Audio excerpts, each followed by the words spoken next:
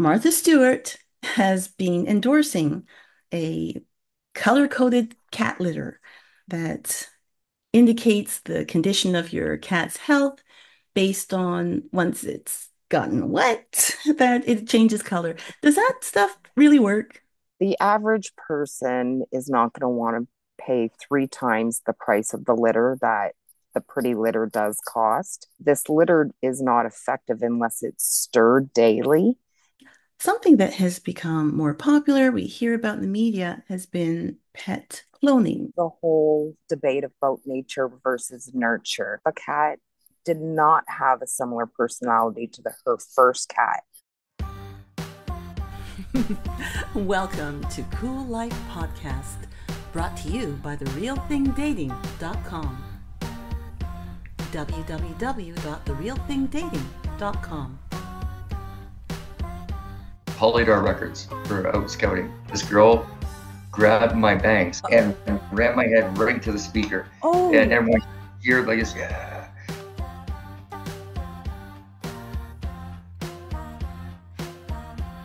When we shot the scene in Good Will Hunting, I didn't know who most of these people were at the time. I mean, they weren't stars. It was Gus Van Sant that directed it. Gus Van Sant was on the floor with Matt Damon's character. I didn't even know who Matt Damon was at that time. I'm Eva John. I'm a former candidate for local government. I was a children's television entertainer, and I love this world, and I believe we should take care of each other and have a lot of fun along the way. Welcome to CooLife. Here we go.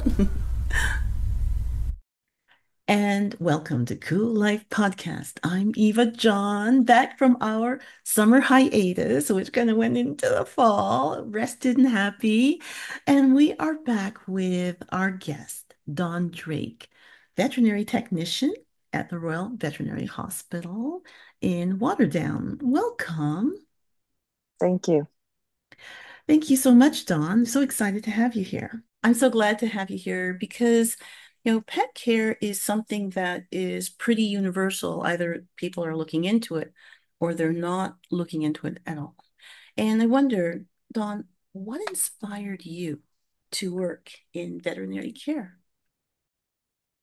Well, I think I'm like most people that work in the industry. The love of animals and the wanting to help animals has always been the inspiration to be in this industry. Right.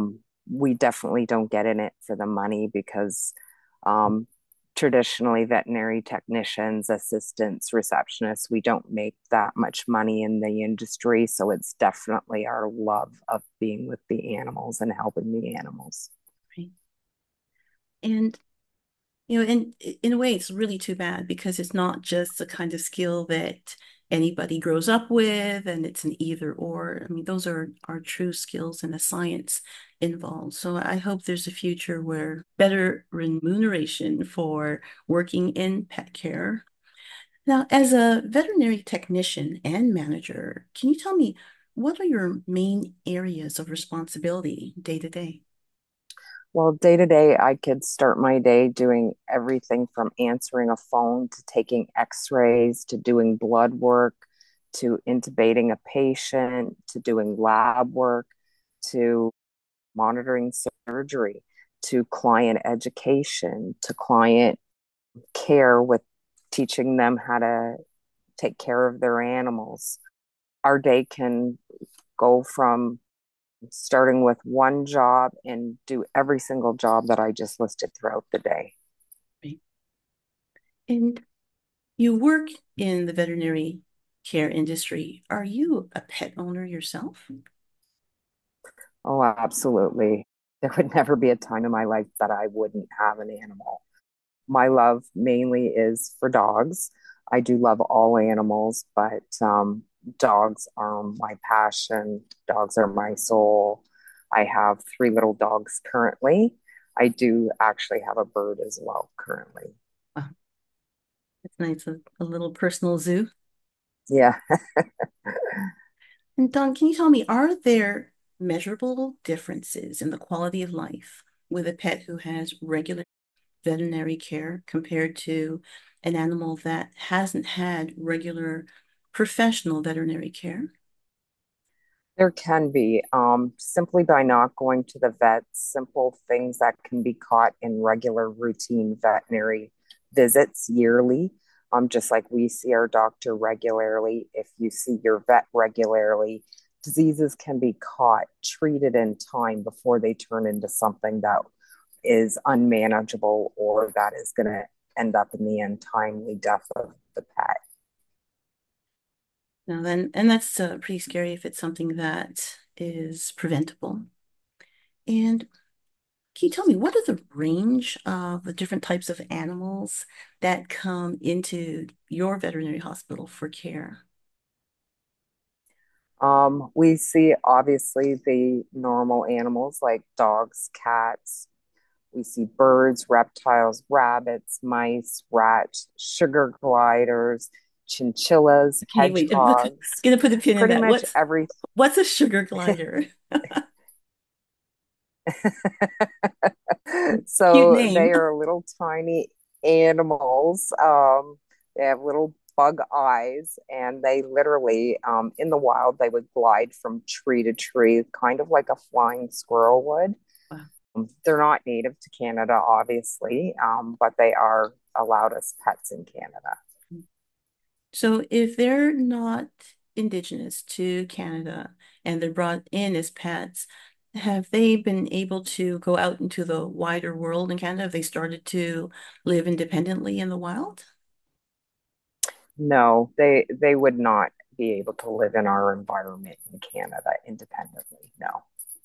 Interesting. We're taking a break to talk about our sponsors and supporters. Remember, you can write to us at info@coollifeworld.com. That's info@coollifeworld.com. We would love to hear what you have to say, and we will read out your comments on the next show.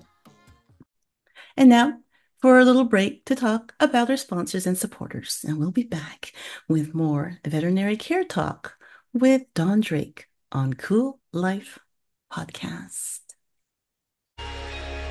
Those lonely days of lockdowns and isolation are gone for good. Go to www.therealthingdating.com. That's www.therealthingdating.com. It's time to share. Share your time, share your life, share your love. www.therealthingdating.com. Join for free. Upgrade at any time, starting at just $5.99 a month. www.therealthingdating.com. Because it's time. You're listening to the CooLife Podcast. We'll be back in 3, 2, 1.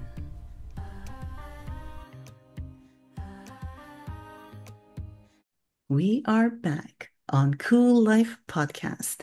I'm Eva John, continuing our conversation with Dawn Drake on the subject of veterinary care. Dawn, you are a veterinary technician, and Dawn, we have come through a global pandemic and lockdowns. Did that complete about face and change in life affect pets? Absolutely. During the pandemic, people rushed to get what has been dubbed pandemic pets.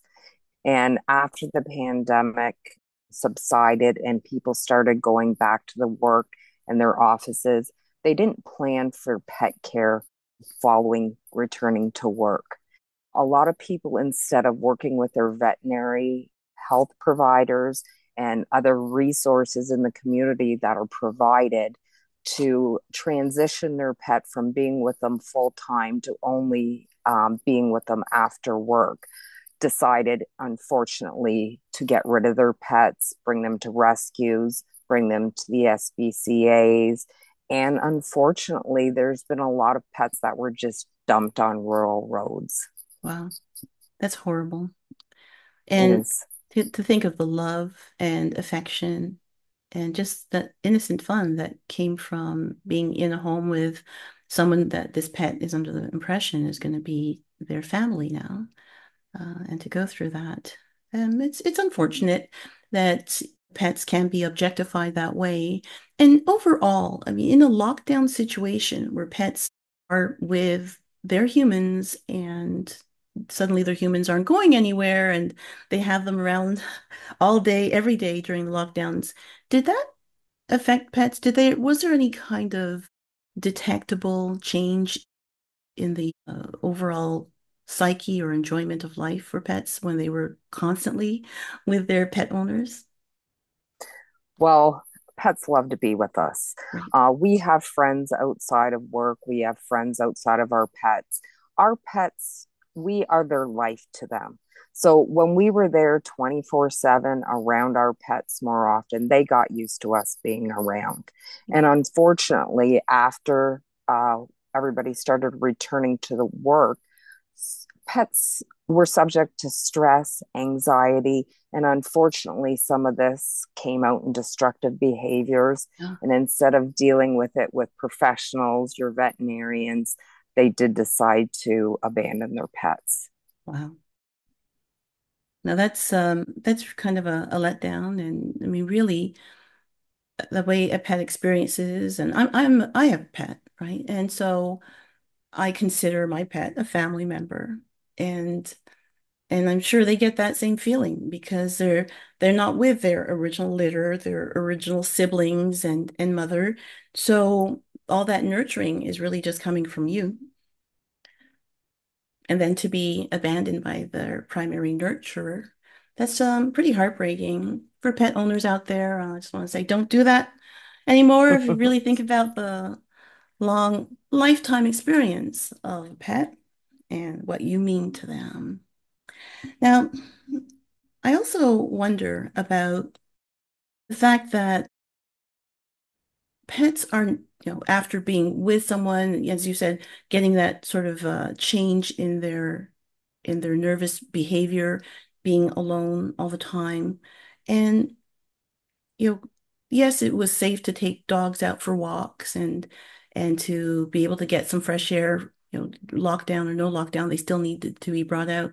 I wonder, we're used to taking dogs for walks. For a house cat, should house cats be taken on walks? For me, that question would be a no. Unfortunately, leashes on cats tend to back out of harnesses. They can get off of a leash very easily. If you were walking down the street with your cat and there was a dog coming up and approaching, a cat could become fractious, nervous. The anxiety could go through the roof. It could be a dangerous situation for the pets, the pet owners. So, unfortunately, I think the best way to deal with a house cat is to give them exercise and stimulation in the home to keep Okay. them safe. So those cat castles and those climbing castles made of like whatever wood and covered over with little carpet and little balls dangling, those are the thing to do. Yeah, toys, laser pointers, interactive toys where you can get playing with them to Right. get them to encourage exercise and play. Pretty cool.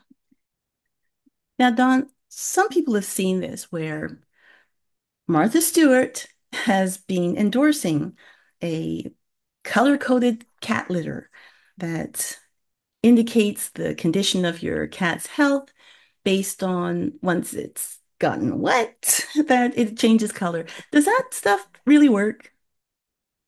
So we don't have much information, and we as a veterinary hospital would never endorse a particular product. Right. But me personally, I've done some research on it, and the average person is not going to want to pay three times the price of the litter that the pretty litter does cost. The average person, this litter is not effective unless it's stirred daily and the urine is not scooped out, only the hard materials are scooped out. So you're stirring urine every day in this silicone mix. There's been questions about the safety of the dust particles in the mixture. So, and for me, it makes people rely too much on something that's not clinically proven. Oh, So if you're suspecting issues with your cat, you should seek medical attention. You shouldn't rely on a litter to too much because the litter might not be effective. It might not be being used correctly. So if you're just strictly relying on a litter instead of routine veterinary visits that can catch early things like bladder infection, right. crystals in the urine, stones in the bladder, Mm. I think it would just be dangerous in order to say that that would be something that you should rely on, honestly. Well, thank you for that professional opinion, your personal opinion on how these types of color-coded kitty litters really do work. And right now, we're going to take another break to talk about our sponsors and supporters. We'll be back with more Pet Care Talk with Don Drake on CooLife Podcast. Those lonely days of lockdowns and isolation are gone for good. Go to www.therealthingdating.com. That's www.therealthingdating.com. It's time to share. Share your time, share your life, share your love. www.therealthingdating.com. Join for free. Upgrade at any time, starting at just $5.99 a month. www.therealthingdating.com. Because it's time. This is CooLife Podcast. Please remember to subscribe to CooLife on your streaming service and on YouTube as Hellenique Today. That's HELENIQUE Today. Because that helps us to bring more cool stuff to your ears. You're listening to the CooLife Podcast. We'll be right back.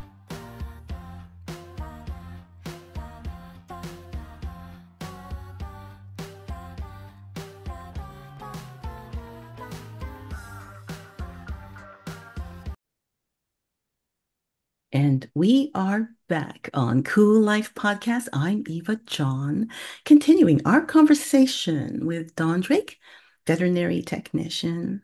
Don, something that has become more popular, we hear about in the media, has been pet cloning, right? Barbara Streisand has done it. She talked about it quite a bit in one of her specials. Is pet cloning a real thing? Are they really taking the cells of an original pet and creating a new identical pet? I guess the short and long answer is yes and no. Okay.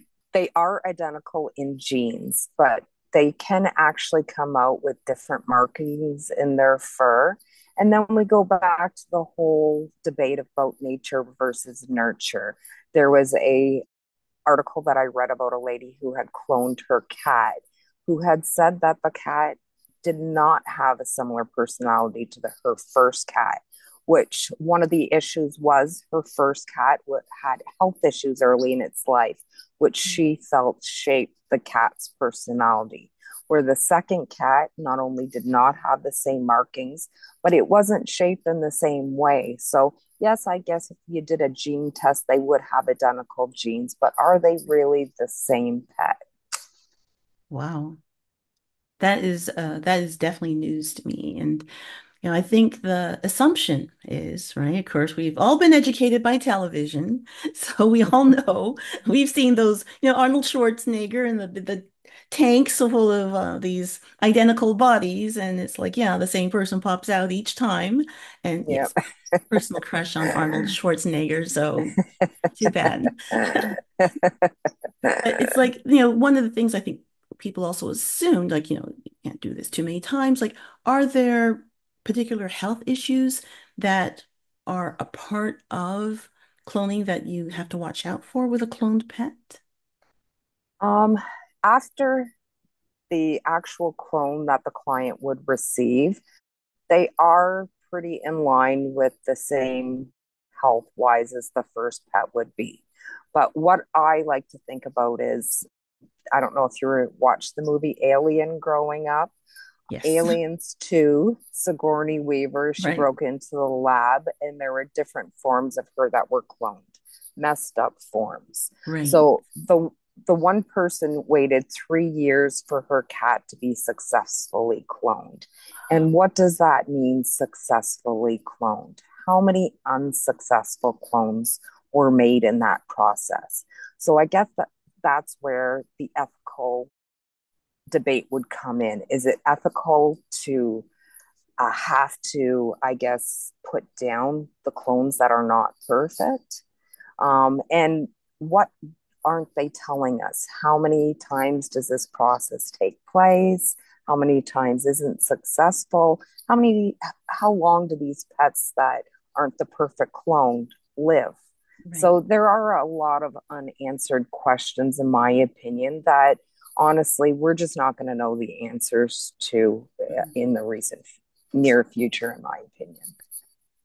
Well, and then if they are, when you talk about successful clones, if there are failed clones or partially failed clones that have been created along the way, someone's staying in the lab, someone's working on that test tube, or whatever else working, taking out those cells, and so there's a cost involved. I mean, for the little I know about it, I know that you can get this done in a range anywhere from a couple of thousand to tens of thousands. And I guess it starts to get into those 30, 40, 50,000s, I guess, if they're continuing to do Oh, retries. it's way more than that, actually. So in the US, to clone one pet, it's $50,000 US. There So, is one Canadian that I do know of that had his pet clone, and two clones were successful, and his cost was $90,000 oh my Canadian. goodness. So this just puts it out of reach for the average person like myself and the average pet owner in Canada. We don't have Barbara Streisand's money, so this is never going to be Not something yet. that we're going to be able to consider in the future, right? Right, right. Well, I mean, at this time, but I remember once upon a time, when calculators were $100, right? And when they first Correct. came out, you may not remember, you're just a kid yet, Yeah. but now you get them at a dollar store, you can get them two for a dollar. And I mean, I hope over time, the price of things go down. Now, you were saying before that because we get the idea of clone is, well, that's what the word says. It's like the same as the first. You said it's not necessarily even physically the same shape. It's not necessarily with the same markings and spots that you saw on your first pet that you probably want to reminisce and continue to see. And so with some of those changes and so on, I mean, I guess there really isn't room to say, I want to send it back. Thanks for the dog. Thanks for the cat. It doesn't really look or act like the first one, but I'm pretty sure with that much work and research going into a clone, it's not really a money back guarantee. Right? No, and I don't think they offer a money back guarantee. There was one instance that I did some research on. Again, the place to go right now would be Texas to have your pet cloned. Oh, So really? there was one instance where somebody had their dog cloned, and that did again result in two viable clones. Well, the Okay. person didn't want both clones, it only wanted one clone. So somebody within the institution in Texas did step up and adopt the second clone, but that also leaves some ethical debates there too. Like, what if you do end up with multiple clones and you don't want multiple clones? Like, Right. how do you choose which one? Where does the other one go? Like, there's so many unanswered questions, in my opinion. Gives a pretty good indication why it is not legal to clone human beings. Not yet. Correct. Not yet. Yeah. In the meantime, Don, I want to thank you for all of the fun information you shared in part one of our conversation. Please join us for part two coming up with Dawn Drake, veterinary technician on the CooLife Podcast. For now, I'm Eva John. Have a wonderful day. Welcome back from our hiatus, and I'll see you next time on CooLife Podcast. Bye. Bye. And that was our show. Thank you for listening to the very end. Please remember to subscribe through your streaming service to get more access to our guest interviews. Also, please subscribe on YouTube to help support our podcast. Until next time, I'm Eva John for CooLife Podcast. Thank you for turning me on.